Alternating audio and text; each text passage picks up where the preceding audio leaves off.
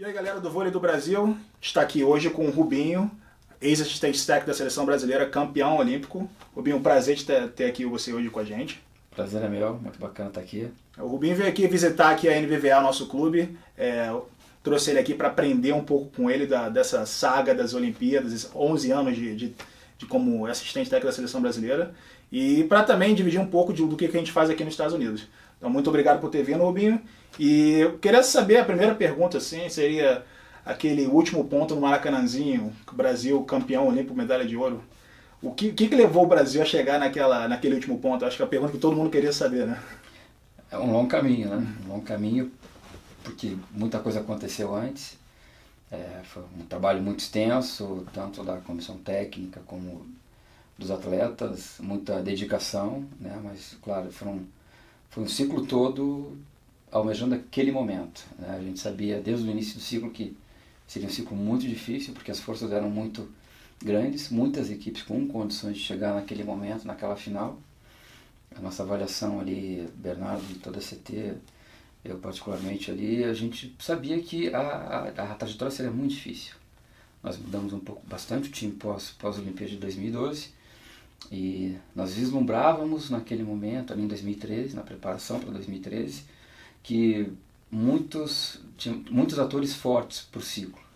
Isso foi comprovado ao longo do ciclo, né? A gente teve 6 campeões diferentes nas 8 competições mais importantes do ciclo. Isso mostrou o grande equilíbrio, né? Nos últimos ciclos anteriormente a gente tinha vencido quase a totalidade de 2004, quase a totalidade de 2008, também muito bem no de 2012, 50% dos títulos foram da seleção brasileira e, enfim, nesse último ciclo o Brasil ganhou 2 títulos, os Estados Unidos ganhou 2 títulos e outros pulverizados entre as outras equipes. Então, o trabalho foi muito extenso, mas foi coroado de sucesso e talvez justamente esse caminho que tomamos lá atrás foi fundamental para chegar à conquista. E em 4 anos, como se faz esse planejamento? São longos 4 anos, né? São um objetivo tão longo. Com a parte de treinamento, preparação física, recrutamento até dos atletas que vão ser parte da seleção brasileira, qual era o planejamento? Acho que a primeira coisa foi pensar lá atrás, no começo do ciclo. Acho que o Bernardo teve uma ideia muito interessante, no meu caso, por exemplo, em que ele pediu para que eu ficasse fora do clube e que eu me dedicasse exclusivamente à seleção.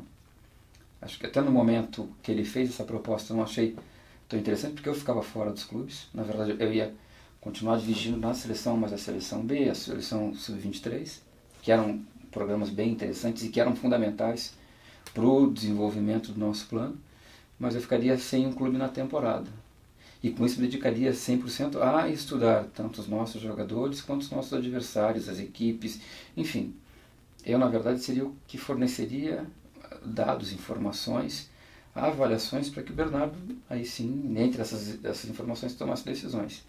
E esse foi acho que um golpe certeiro, porque realmente foi muito complexo o ciclo, como a gente imaginava, e essa possibilidade de estar ali sempre, o tempo todo, pesquisando e avaliando jogadores e equipes e formas, enfim, o que estava acontecendo de novo em cada uma das equipes, em cada um dos países, mesmo na análise de clubes do exterior, foi fundamental para que a gente em alguns momentos acertasse pontos específicos e conseguisse ir moldando o nosso trabalho, o nosso sistema, enfim, até os próprios caminhos do treinamento na direção que a gente conseguisse chegar ao final do ciclo com vitória. Então esse foi um passo importante. A gente conseguiu fazer isso de forma bastante forte, né?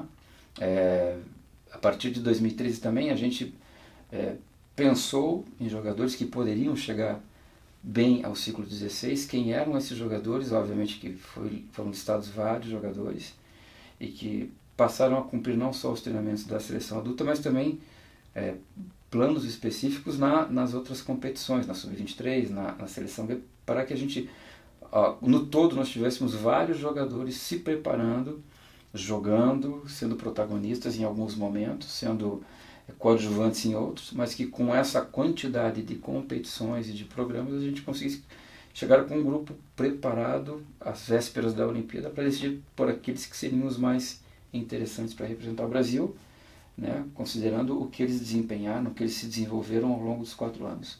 Então Então acho que esse ponto foi importante. A gente teve um grupo maior no início, escolheu os jogadores, investimos mais em esta ou aquela peça ao longo do tempo e realmente chegamos. É muito interessante porque, se eu não me engano, da nossa conquista no primeiro ano, que é 2013, a gente é vice-campeão da Liga Mundial em 2013 e nós somos campeões da Copa dos Campeões no Japão.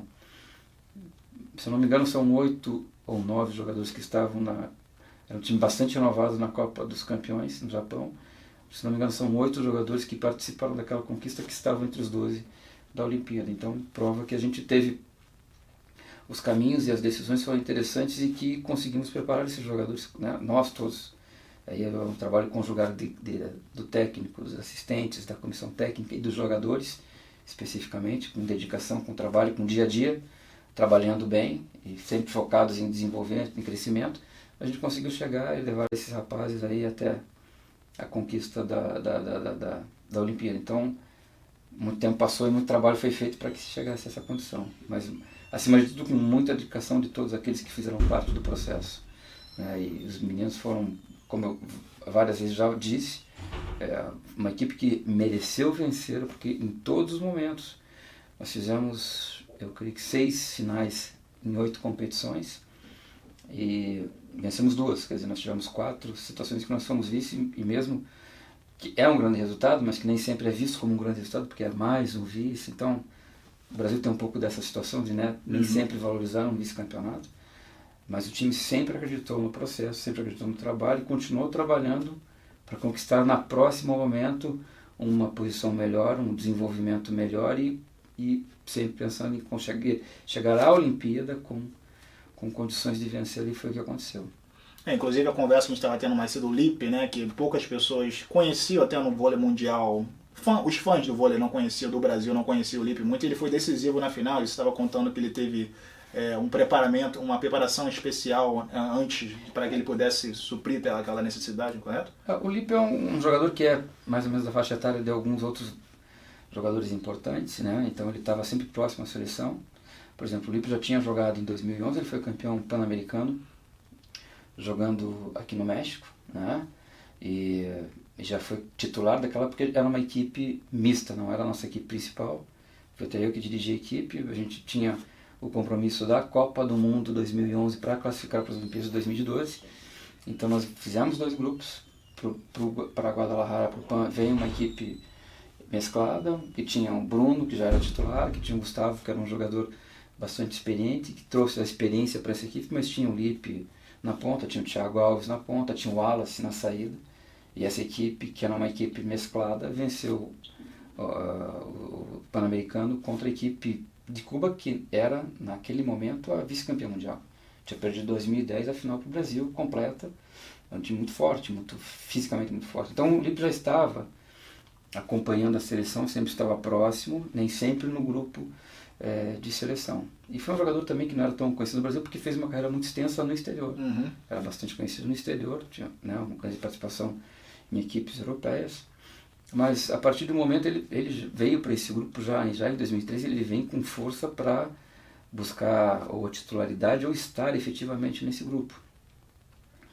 E sempre esteve no grupo, né? E a partir de 2015, de uma forma até nós jogamos em 2015 as finais da Liga Mundial no Brasil, e foi um momento que nós não precisávamos classificar para as finais. Então foi muito importante porque a gente conseguiu fazer uma rotatividade bastante grande da equipe, e aí o Lipe ganhou mais espaço como protagonista na equipe principal, assim como outros jogadores tiveram também essa oportunidade, mas ele teve essa oportunidade e foi muito positivo, porque naquele momento ele assumiu realmente uma postura para ser um dos homens que estaria ali à frente, juntamente naquela época com o Lucarelli e com o Murilo, que eram os outros 2 titulares.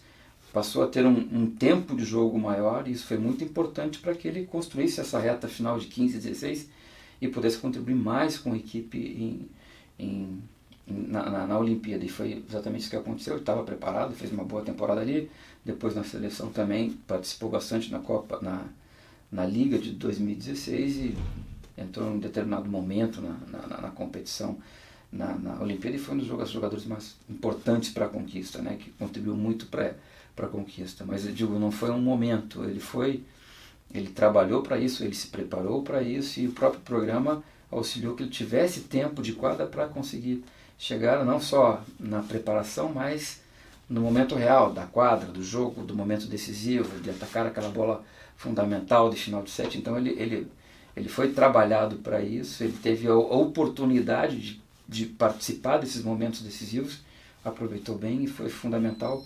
uma peça fundamental num grupo que trabalhou bem para chegar ao título. E durante as Olimpíadas, o Brasil até mesmo estava num momento desacreditado, né? E o Brasil teve uma superação durante os jogos, né? Perdeu um jogo importante para o Canadá, se eu não me engano. Não, nós perdemos 2 jogos importantes, né, na classificatória. A chave era muito difícil. A gente sabia que a possibilidade de dar um contra-tempo não era zebra. Na verdade, eram grandes times jogando contra grandes times. Então, qualquer resultado era possível. E nós perdemos para os Estados Unidos. Quando os Estados Unidos jogou, ele jogava a partida da vida, porque ele já vinha com 2 derrotas. Ele perde para o Brasil, ele estava praticamente fora de planos para a classificação para outra fase. E eles nos vencem nessa terceira partida. Aí no próximo partida a gente perde para a Itália, daí nós ficamos com uma situação de complexa, porque nós ficamos para uma última partida contra a França que valia a classificação. E ficaram as 2 equipes nessa condição, nós e França, só um sobreviveria. Então a pressão foi imensa, mas não era nada, a gente sabia que nós podíamos passar, por exemplo, com as 5 vitórias, mas nós sabíamos que nós poderíamos ter problemas, assim como todos os outros. Na verdade, os Estados Unidos teve uma derrota para o Canadá, que em teoria não era tão previsível, mas era possível, aconteceu, e isso mexeu muito no equilíbrio da chave. Então, todos tiveram problemas. Então, nós avaliávamos antes da Olimpíada que seria um campeonato de muita pressão, porque justamente tinham muitas equipes com condições. E dá para elencar Brasil, Itália, Polônia, Rússia, todas essas equipes, né, com condições de chegar a uma final olímpica, e existiam outras equipes que em teoria não eram as mais fortes do cenário, mas que tinham muita força para roubar um resultado aqui ou ali que desequilibraria todo o processo na chave. O caso da Argentina, que em teoria ninguém esperava, acabou sendo a primeira colocada da outra chave. O caso do Canadá, que obteve essa vitória importante contra os Estados Unidos e deu uma chacoalhada em todo o grupo. Então, e conseguiu a classificação, deixando fora a França. Então, tudo isso era um pouco previsto. Então, na verdade, foi muito complexo. Foi uma competição de muita pressão, né? Mas o mais importante é que a equipe, sob uma pressão absurda, ao final da chave, que era contra a França, venceu aquele jogo que, para muitos, e eu mesmo em particular, achava que era uma grande possibilidade de ser uma final olímpica, nós e França, pelo que nós vínhamos desempenhando já na própria Liga de 2016, né? Isso era possível, a França já tinha feito 2 temporadas muito fortes, time muito técnico, muito qualificado, então se esperava isso, e findou que nós fomos campeões e eles foram 9º colocados, né? Então, a gente sabia que isso podia acontecer, mas no momento ali a gente teve as dificuldades, mas nos momentos que foram mais importantes a equipe soube se portar e soube vencer esses momentos. E era uma coisa que nós tínhamos, assim, eu tinha, o Bernardo também tinha essa convicção, que a nossa equipe era forte para esses momentos. Que pela própria preparação e que pelo próprio caminhar da equipe, com tantos momentos de chegar e não conquistar, mas sempre continuar brigando, trabalhando, sério, a gente sabia que a gente ia conseguir suportar esses momentos de maior tensão. Tivemos reveses, derrotas, mas no momento que era vitória ou vitória, a equipe conseguiu se portar melhor, bem, e conseguiu as vitórias e chegou ao título. E pelo fato de vocês conhecerem a equipe de vocês, porém, uma situação nova e extrema de jogar em casa, isso afetou de uma maneira boa ou ruim a seleção brasileira? Não, sempre... o histórico da seleção nesses últimos períodos era de não sucesso no Brasil em competições importantes. A gente vencemos em 2007 o Pan-Americano, mas as 3 ligas, né, deste século, 2002, 2008 e 2015, nós não fomos campeões no Brasil. E no começo do ciclo a gente tinha vencido praticamente todas as ligas que não foram as disputadas no Brasil. Então existia não sei como eu posso definir isso, mas essa lenda. Brasil não essa lenda que o Brasil não iria bem.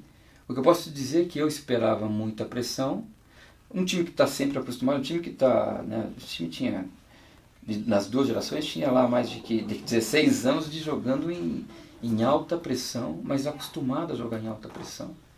Então a gente sabia que tinha uma qualidade, mas sabíamos que na Olimpíada, a quantidade de holofotes para a Olimpíada seria triplicada. Uhum. A gente já estava acostumado com os holofotes, mas provavelmente isso impactar um pouco. Eu até sinceramente acho que o impacto foi até maior do que eu imaginava.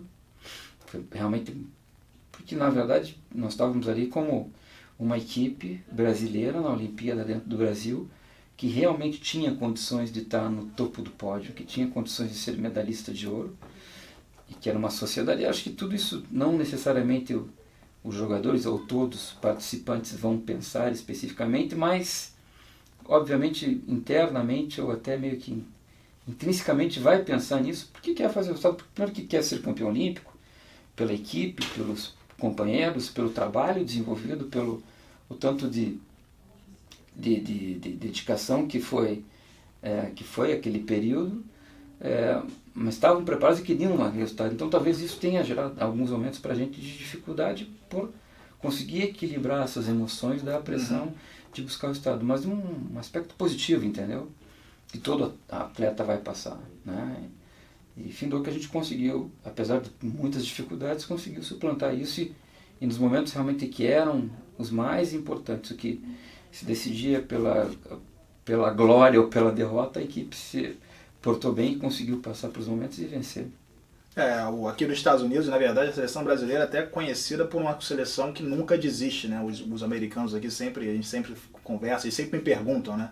Como é que pode o Brasil ter tanta força emocional? Eu acho que é isso. E o Brasil, porque a medalha de ouro no Brasil pro vôlei era tão importante, os garotos já estão até acostumados a estar sempre brigando, né? Que nos Estados Unidos, por exemplo, a medalha de ouro no vôlei é mais uma medalha de 200 medalhas que os Estados Unidos ganham. E o vôlei brasileiro, felizmente ou infelizmente, já está acostumado a essa pressão desde 1984. É a única medalha que o Brasil ganha, às vezes, na Olimpíada seria do vôlei, né?